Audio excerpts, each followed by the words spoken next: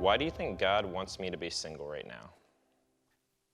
In general, I think a lot of people could use the time to be single because they may not know why they're dating, or they're dating to get validation and not for what they can give, right?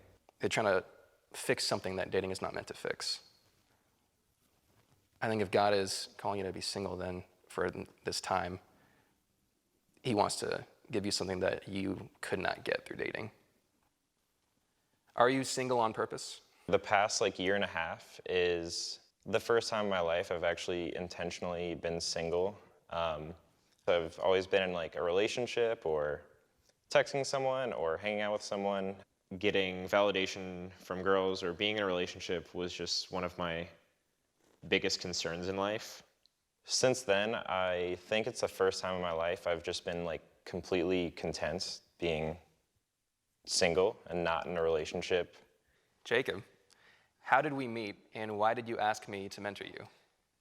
So we met through a mutual friend at a movie theater when we saw Doctor Strange, and I think on the way home we started talking, and you were just asking me questions about myself, and you asked if we could hang out and talk about life on a semi-regular basis. And I'm like, yeah, that sounds sweet. That mattered a lot to me because that's something that I for sure wanted in college, but I couldn't quite find. What in your life has created the greatest point of contention? 10 years ago, my dad got into an accident and lost his leg when we were camping.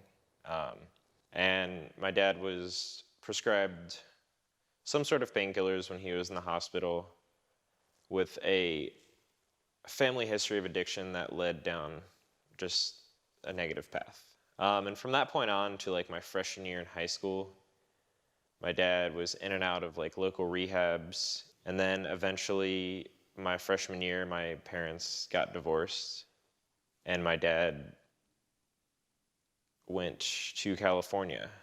I was just really struggling personally because I just had no idea what the state of health my dad was in.